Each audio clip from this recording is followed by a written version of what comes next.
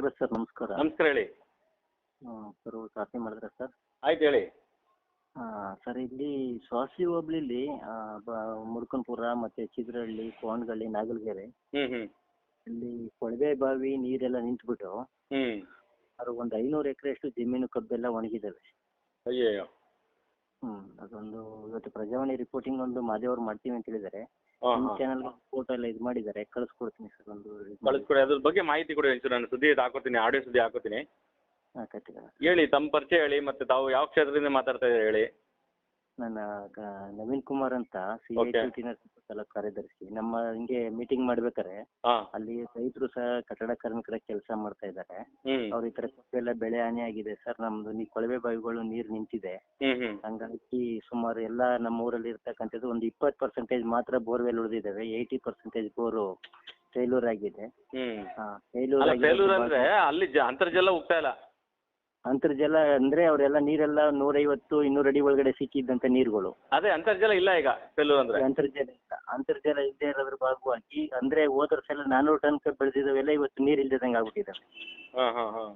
ಹಂಗಾಗಿ ಈ ಬೆಲ್ಟ್ ಅಲ್ಲಿ ಏನಿದೆ ಅಂದ್ರೆ ಜಿಯಾಲಜಿಸ್ಟ್ ಇದು ಡಿಪಾರ್ಟ್ಮೆಂಟ್ ಮಾಹಿತಿ ಪ್ರಕಾರ ಇಲ್ಲಿ ನೀರ್ ಸಿಕ್ಕಿದ್ರೆ ಮೇಲ್ಗಡೆ ನೀರ್ ಮಾತ್ರ, ಅಂದ್ರೆ ಬಿಲೋ 800 ಅಡಿ ಒಳಗೆ ಮೇಲ್ಗಡೆ ಸಿಕ್ಕಿದ್ರೆ ಅದಕ್ಕೆ ಇದು 250 ಅಡಿ ನೀರ್ ಸಿಕ್ಕಿದ್ರೆ ಮಾತ್ರ, ಅದಕ್ಕಿಂತ ಕೆಳಗಡೆಗೆ ಅಪ್ ಟು ಈ ಪ್ರದೇಶದಲ್ಲಿ ಒಂದೇ ರ್ಯಾಕ್ ಇದೆ ಅಂತ ಹೇಳಿ ಮಾಹಿತಿ ಕೊಡ್ತಾ ಇದ್ದಾರೆ.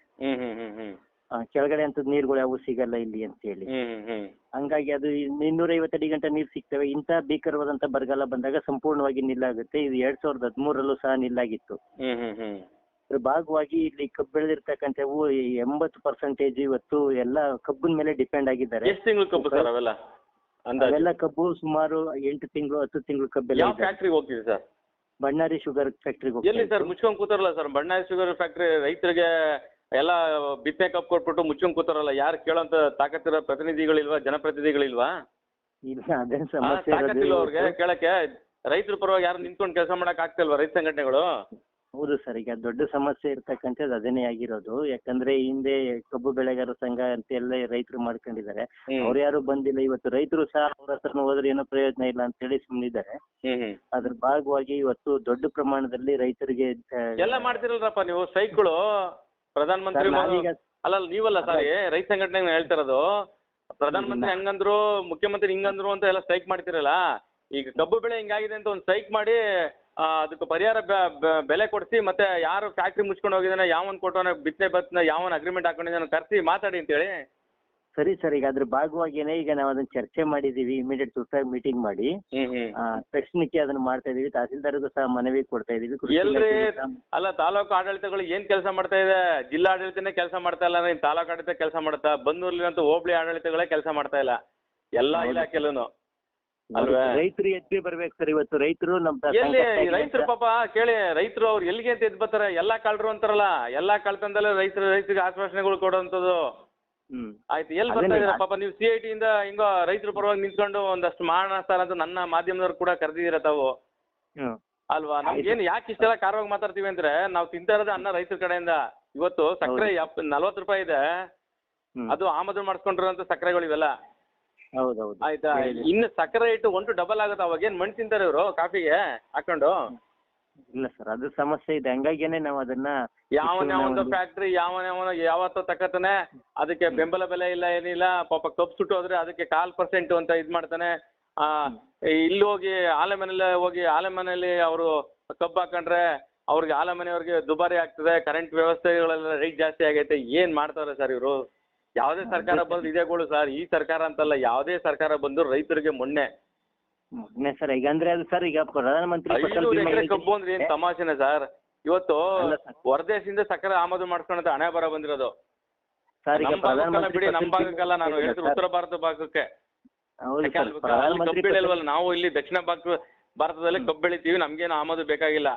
ಅಲ್ಲೆಲ್ಲ ಆಮದು ಮಾಡ್ಕೊಂಡು ಇವತ್ತು ಏನೋ ಎಲ್ಲಾ ತರ ರಾಜಕೀಯಗಳು ನಡೀತಾ ಇದೆ ಸರ್. ಅದ್ರಲ್ಲಿ ರೈತರ ಬಗ್ಗೆನೂ ಇದೊಂದು ರಾಜಕೀಯ ಸರ್. ಇದರಲ್ಲಿ ಮುಖ್ಯವಾಗಿ ಪ್ರಧಾನಮಂತ್ರಿ ಫಸಲ್ ಬಿಮಾ ಯೋಜನೆ ಏನಿದೆ ಸರ್, ಸೀಲ್ಡ್ ಮಾಡಿದ್ಮೇಲೆ ಯಾವುದೇ ಫಸಲಿಗಾಗ್ಲಿ ಪಂಪ್ಸೆಟ್ಗಳಿಗೆ ವಿಶೇಷ ಪ್ಯಾಕೇಜ್ ಅಲ್ಲಿ ಬಿಡ್ಬೇಕು ಸರ್. ಇಂಥ ಪರಿಸ್ಥಿತಿ ಅನುಕೂಲ ಆಗುತ್ತೆ ಅದು. ಸೊ 1 ಇಯರ್ ಅಲ್ಲಿ ಒಂದು ಪ್ರಧಾನಮಂತ್ರಿ ಬಿಟ್ಟಂತದ್ದು ಗ್ರಾಮ ಪಂಚಾಯತಿ ಬರೋರಿಗೆ ಅದನ್ನು ಸುದ್ದಿನೇ ಇರಲ್ಲ, ಮತ್ತೆ ಅದೊಂದು ಬ್ರೋಚರ್ ಕೂಡ ಸಿಗಲ್ಲ. ಎಲ್ಲ ರಾಜಕೀಯ ಕೆಸರಾಟಗಳು ಮಾಡ್ಕೊಂಡು ಇದನ್ನ ಪಂಚಾಯತಿ ವ್ಯಾಪ್ತಿ ಅಂದ್ರೆ ತೆಗೆದು ಅಲ್ಲಿವರೆಗೂ ಕೇಂದ್ರದವರೆಗೂ ರಾಜಕೀಯ ಮಾಡ್ಕೊಂಡು ಸಾಯ್ತಾವ್ರಲ್ಲ ಸರ್ ಜನಪ್ರತಿನಿಧಿಗಳು. ಅಂದ್ರೆ ಇದೆ ಸರ್, ಅಂದ್ರೆ ಎಷ್ಟು ಜನಕ್ಕೆ ಸರ್ ಕೇಳಿ, ಎಷ್ಟು ಜನಕ್ಕೆ ಗ್ರಾಮ ಪಂಚಾಯತಿ ಅಂತ ಕೇಂದ್ರ ಸರ್ಕಾರದ ಅನುದಾನಗಳು ಕರೆದು ಜನಸ್ಪಂದನ ಕಾರ್ಯಕ್ರಮಗಳು ಮಾಡೋರು ಹೇಳಿ ಇವರು ಗ್ರಾಮ ಪಂಚಾಯತಿ, ಜಿಲ್ಲಾ ಪಂಚಾಯತಿ, ತಾಲೂಕ್ ಪಂಚಾಯತಿಗಳಲ್ಲಿ ಹೇಳಿ. ಮತ್ತೆ ಯಾವ ರೈತರು ಕರೆದು ಏನ್ ಮಾಡಿದ್ರು ಇವರು? ಮಾಡಿಲ್ಲ ಸರ್. ಇವ್ರ ಅನುದಾನಗಳು ಕಿತ್ಕೊಂಡ್ ತಿನ್ನೋದೇ ಆಯ್ತದೆ, ನಾಟಕಗಳು ಆಡೋದೇ ಆಯ್ತದಲ್ಲ, ರೈತರಿಗೆ ಏನ್ ಮಾಡ್ತಾರ ಇವರು? ಬಾಪೂಜಿ ಸೇವಾ ಕೇಂದ್ರ ಅಂತ ಅವ್ರಿಗೆ ಏನ್ ಕೊಟ್ಟಿದೆ ಅದ್ರಲ್ಲಿ ಎಲ್ಲ ಇದೆ. ಎಷ್ಟು ಸರ್ ಮಾಧ್ಯಮದವ್ರು ನಮ್ಗೆ ಗೊತ್ತಿಲ್ವಲ್ಲ ಸರ್, ನಮ್ಗೆ ಒಂದು ಬ್ರೋಚರ್ ಕೊಡಲ್ಲ, ನಮ್ಗೆ ಒಂದು ಮಾಹಿತಿ ಕೊಡಲ್ಲ, ನಮ್ಗೆ ಒಂದು ನೋಟಿಸ್ ಬೋರ್ಡ್ ಅಲ್ಲಿ ತೋರ್ಸಲ್ಲ ಯಾವ್ದೇ ಗ್ರಾಮ ಪಂಚಾಯತಿಗೆ ಹೋದ್ರು. ಹೌದು ಅಲ್ವಾ? ಇಷ್ಟೆಲ್ಲ ಬುದ್ಧಿವಂತಿಕೆ ಇರುವಂತ ಬುದ್ಧಿಜೀವಿಗಳಿಗೆ ಇವ್ರು ಕೊಡಲ್ಲ ಅಂದ್ರೆ ಬಡಪ ರೈತರುಗಳು ಕೊಡ್ತಾರೆ ಇವರು? ಕೊಡಲ್ಲ ಅಲ್ವೇ? ನೋಡಿ ನಮ್ ರೈತರ ಕಷ್ಟ ಹೆಂಗಾಗಿದೆ ಇವತ್ತು. ಎಲ್ಲ ಶ್ರೀಲಂಕಾ ಆಗೋ ಮಟ್ಟಕ್ಕೆ ಮಾಡ್ತಾರೆ ಇವ್ರು ಸೇರ್ಕೊಂಡು, ಯಾವ್ದೇ ರಾಜಕೀಯ ಪಕ್ಷಗಳಾಗ್ಲಿ. ಆಯ್ತಾ, ಕೆಲ್ಸಕ್ಕೆ ಬರ್ತಲ್ಲ ಡಿಬೇಟ್ ಮಾಡ್ಕೊಂಡು ಅಲ್ವೇ? ಮಾಧ್ಯಮಗಳು ಇವತ್ತದು ಮುಂಚೂಣಿಯಲ್ಲಿ ನಿಂತು ಕೆಲಸ ಮಾಡ್ಕೊಡ್ಬೇಕಿದೆ ಸರ್. ಹಂಗಾಗಿ ರೈತರಿಗೆ ಒಂದು ಅನುಕೂಲ ಆಗೋ ರೀತಿ ಇದು ಮಾಡಿ ಸರ್. ಕಳ್ಸ್ಕೊಡ್ತೀನಿ ಸರ್, ಅದು ಫೋಟೋಸ್ಗಳು ಬಂದಿದೆ, ಕಳ್ಸ್ಕೊಡಿ. ಯಾಕಂದ್ರೆ ಇಷ್ಟು ಬೇಜಾರಾಗಿ ಮಾತಾಡ್ದೆ ತಪ್ಪು ತಿಳ್ಕೊಂಬಿಡಿ. ಯಾಕಂದ್ರೆ ನಾವು ರೈತರ ಪರವಾಗಿ ನಾವು ನಿಂತ್ಕೊಂಡು ಮಾತಾಡ್ತಾ ಇದೀವಿ, ಯಾವ ರಾಜಕಾರಣಿ ಪರವಾಗಿ ಮಾತಾಡ್ತಾ ಇಲ್ಲ ನಾವು. ನೀವು 500 ಎಕರೆ ಕಬ್ಬೋದು ಏನ್ ತಮಾಷೆನೆ ಸರ್? ತುಂಬಾ. ಯಾಕಂದ್ರೆ ನೀವು ಬಂದು ಈ ಕಡೆ ಒಂದು ಸರ್ವೆ ಮಾಡಿ ನಾಳೆ ಲೈವ್ ರಿಪೋರ್ಟ್ ಮಾಡಿ ಬೇಕಾರೆ ಕಳಿಸ್ಕೊಡಿ ಸರ್, ಫೋಟೋಸ್ ಎಲ್ಲ ಕಳಿಸ್ಕೊಡಿ. ನಾನು ಈಗ ಸುದ್ದಿ ಹಾಕೋತೀನಿ. ಯಾವ ಭಾಗದಿಂದ ಯಾವ ಭಾಗಕ್ಕೆ ಸರ್ 500 ಎಕರೆ ಅದು? ಸರ್ ಇದು ಚಿದ್ರಳ್ಳಿ ವ್ಯಾಪ್ತಿಯ ಚಿದ್ರಳ್ಳಿ ಪಂಚಾಯತಿ, ಕೊಲ್ತೂರು ಪಂಚಾಯತಿ ಮತ್ತೆ ಇದು ಉಕ್ಕಲಗೆರೆ ಪಂಚಾಯತಿ ವ್ಯಾಪ್ತಿ, 3 ಪಂಚಾಯತಿ ವ್ಯಾಪ್ತಿಯ ಪ್ರದೇಶ. ಸರಿ ಸರಿ ಸರಿ. ಇಲ್ಲ ನೀವು ಬಂದು ನೋಡಿದ್ರೆ ಗೊತ್ತಾಗುತ್ತೆ ಸರ್. ನೋಡಂಗೆ ಎಲ್ಲ ಏನ್ ಗೊತ್ತಾ, ಎಲ್ಲಾ ಕಡೆ ಇದೇ ಪರಿಸ್ಥಿತಿ. ನಾನು ಸುದ್ದಿ ಮಾಡಿ ಮಾಡಿ ಬೇಜಾರಾಗ್ಬಿಟ್ಟಿದೆ ರೈತರ ಪರವಾಗಿ. ಆಯ್ತಾ, ಸುಮ್ನೆ ನೀವು ಹೋರಾಟಗಾರರು, ನಾವು ಸುದ್ದಿ ಮಾಡೋಂಥವ್ರು. ಆಯ್ತಾ, ಪ್ರಯೋಜನ ಇಲ್ದಂಗೆ ಆಗ್ಬಿಟ್ಟಿದೆ. ಆದ್ರೆ ರೈತ ಸಂಘಟನೆಗಳು ಎದ್ದು ನಿಂತ್ಕೊಬೇಕು. ಈ ಕೆಲ್ಸಕ್ಕೆ ಬರೋದಕ್ಕೆಲ್ಲ ಸ್ಟ್ರೈಕ್ ಮಾಡ್ತಾರಲ್ಲ, ಮಾಡಿ ಇದಕ್ಕೆ ಅಲ್ವೇ? ನೀವು ಹೇಳೋದು ಇದನ್ನ ವಿಚಾರ. ಎಷ್ಟ್ ಜನಕ್ಕೆ ಹೋಗ್ಲಿ ರೈತ ಸಂಘಟನೆ ಅಂದ್ರೆ, ಎಷ್ಟ್ ಜನಕ್ಕೆ ರೈತ ಗೊತ್ತಿರೋಂಥ ವಿಚಾರಗಳು, ಪಂಚಾಯತಿ ವ್ಯಾಪ್ತಿರೋಂಥ ವಿಚಾರಗಳನ್ನ ಮುಟ್ಸಿದೀರಾ ನೀವು? ಅದೇನೆ ಸರ್, ಅದು ಅಲ್ವೇ? ಮತ್ತೆ ರೈತ ಸಂಘಟನೆ ಏನು ಮಾಡೋದು ಬೇಡ ಸರ್. ಪಂಚಾಯತಿಲಿ ಏನೇನು ಬರುತ್ತೆ ಅನುದಾನಗಳು ರೈತ ಸಂಬಂಧಪಟ್ಟಂಗೆ ಅದನ್ನ ಕರೆದು ಇವರೇ ಒಂದು ಜನಸ್ಪಂದನ ಮಾಡಿದ್ರೆ ಸಾಕು. ಹೌದು ಸರ್, ಅಲ್ವೇ? ಮತ್ತೆ ಹೌದೌದು ಸರ್, ಹೌದು. ಹಂಗಾಗಿ ನವೀನವ್ರೆ, ಏನ್ ಗೊತ್ತಾ, ನಾವೇನೋ ಒಟ್ಟುವರಿಗೆ ನಾವು ರೈತರ ಬಗ್ಗೆ ಕಾಳಜಿ ಇಟ್ಕೊಂಡು ಮಾಡ್ತೀವಿ. ಆಯ್ತಾ, ಏನೆಲ್ಲ ಮಾತಾಡ್ತಾರೆ ಅಂದ್ರೆ ನಿಮ್ಮನ್ನು ಬಿಡಲ್ಲ, ಸಂಘಟನೆಯವ್ರನ್ನು ಮಾಧ್ಯಮದವರು ಬಿಡಲ್ಲ, ಪ್ರಧಾನ ಮಂತ್ರಿಗೆ ಬೈಯಂತ ಕೆಲವು ಸತ್ಪ್ರಜೆಗಳು ಅವರಲ್ಲ, ಅಂತದ್ರಲ್ಲಿ ಏನು ಮಾಡಕ್ ಆಯ್ತಲ್ಲ ಪರಿಸ್ಥಿತಿ ಹಂಗಾಗಿದೆ. ಆಯ್ತು, ಫೋಟೋಸ್ ಎಲ್ಲ ಕಳಿಸ್ಕೊಡಿ, ನಾನು ಈಗಲೇ ಸುದ್ದಿ ಮಾಡ್ತೀನಿ. Thank you Naveen sir.